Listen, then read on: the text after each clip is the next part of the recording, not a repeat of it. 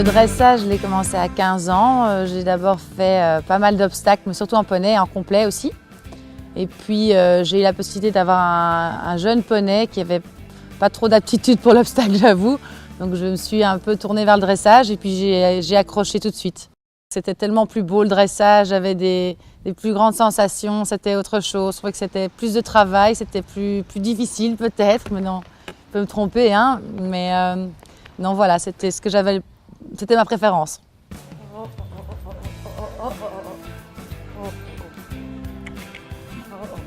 Je travaille plus ou moins entre une demi-heure et 40 minutes par jour, 5 fois par semaine plus ou moins. Bon, certains vont au concours le week-end, etc.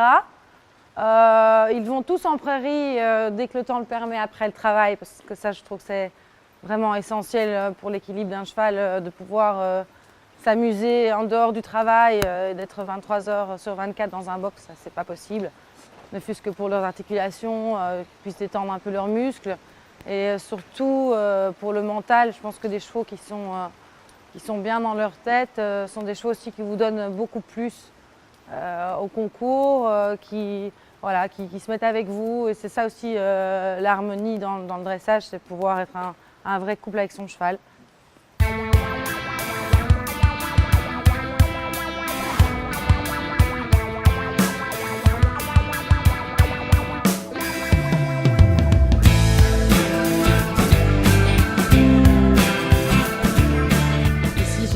Qui est un très chouette cheval, mais que je ne monte que depuis 2 mois. C'est un cheval qui n'a pas travaillé pendant longtemps.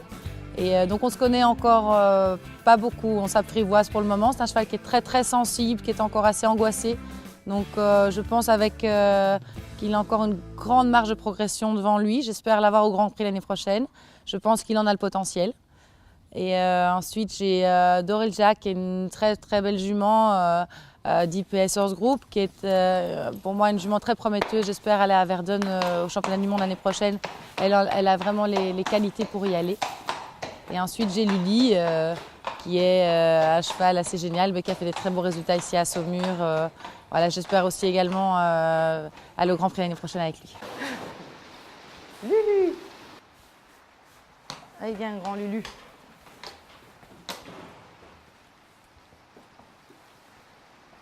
Lulu, qui a été mon cheval pendant des années, qui est toujours à la maison maintenant.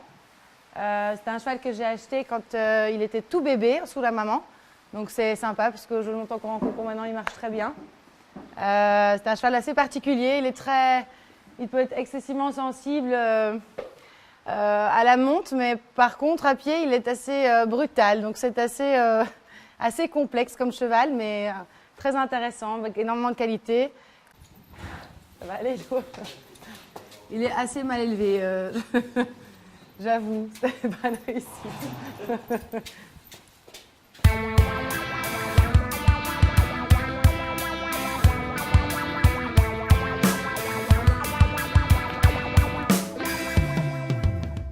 Alors, vos derniers concours, ça s'est passé comment? C'était où? Alors, le dernier, c'était Saumur, ça s'est très bien passé. J'ai monté Lily.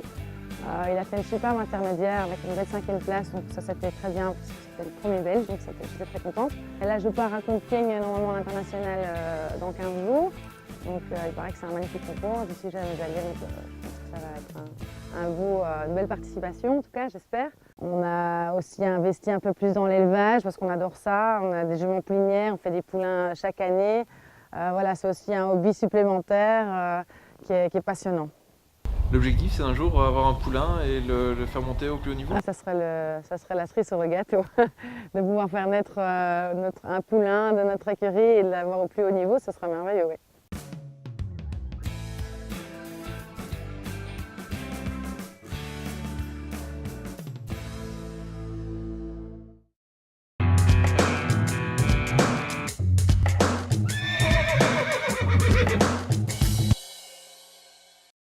On va aujourd'hui faire une reconnaissance de piste ensemble. Je vais vous expliquer les difficultés et les technicités d'un parcours.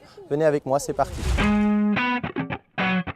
quand on rentre dans une piste, avant d'aller sur le numéro 1, c'est très bien de d'abord voyager avec son cheval dans la piste afin que le cheval se familiarise avec l'atmosphère. Ici, on a donc un numéro 1, on va bien rentrer, bien ouvrir. On va d'abord rentrer dans la piste, on va s'arrêter au milieu, on va saluer, partir sur un bon rythme dès le début.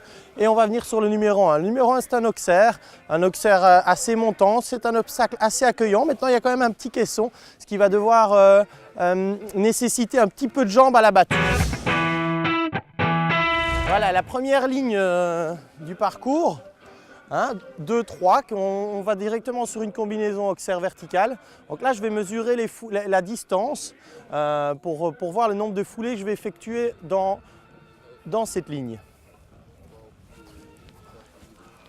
6, 7. Bon, ici j'ai 6 foulées. Donc il faut savoir que les distances entre les deux obstacles, c'est toujours la même. Peu importe le cheval qu'on ait, la distance c'est la même. Maintenant, chaque cheval a une foulée différente. Donc en fonction du cheval et en fonction de la foulée de son cheval, on va monter les lignes différemment. Pour ma part, le cheval que je vais monter aujourd'hui a une action assez grande.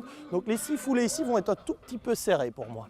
Donc je vais devoir ouvrir un tout petit peu, je vais jouer sur la trajectoire pour placer mes 6 foulées de manière plus simple. On a un Auxerre vertical, tout petit peu court, souvent Auxerre vertical. 2, 3, 4, 5, 6, 7. De fait, c'est un tout petit peu court. Donc, dès la réception de l'Auxerre, je vais veiller à bien placer mes épaules en arrière, bien me redresser pour que mon cheval se lève bien et se soulève sur le vertical. Chaque personne a un peu sa manière de compter ses foulées. Donc, mon système à moi, c'est d'abord mesurer les 7 premiers mètres qui vont donner la réception et la première foulée. Et après cela, le nombre de foulées que je vais effectuer. Donc là, je vais mesurer 1, 2, 3, 4, 5, 6, 7. Ici, donc, j'ai eu une réception, une foulée. Donc, je suis à une foulée là. Et à partir de là, je vais mesurer foulée par foulée. Donc, je suis à une foulée. 1, 2, 3, 2, 1, 2, 3, 3, 1, 2, 3, 4, 3, 5, 6, 7 foulées. Bon, ici, je me trouve un peu loin de la rivière. Maintenant, c'est un obstacle particulier, la rivière. C'est plus un saut en longueur. Malgré qu'elle soit barrée ici, il faut quand même un tout petit peu accentuer et augmenter le rythme sur les 3 dernières foulées.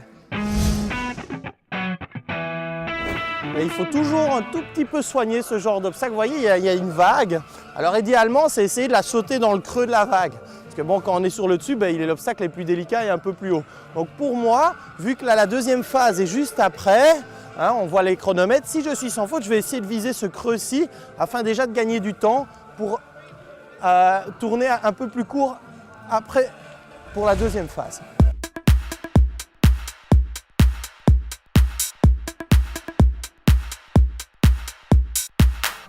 Et on va finir sur l'Auxerre numéro 13 qui est là-bas. Voilà, la reconnaissance de piste, c'est vraiment quelque chose de très important. Idéalement, si on a le temps, c'est de le marcher 2 fois afin de vraiment bien assimiler tous les contrats de foulée, les difficultés, la technicité du parcours, ce qui va vraiment faciliter après tout le déroulement du parcours. Quand on a vraiment son parcours, une bonne reconnaissance de piste et on a son parcours vraiment en tête, après tout semble plus simple une fois qu'on est sur son cheval. Donc la reconnaissance de piste, c'est vraiment un moment où il faut se concentrer et vraiment y aller jusqu'au bout et prendre le temps de faire bien sa reconnaissance de piste.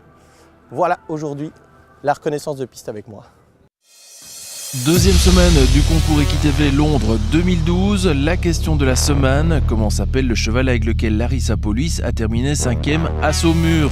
Conservez vos réponses jusqu'au 18 juin. Nous vous donnerons alors la question subsidiaire et l'adresse à laquelle envoyer vos réponses.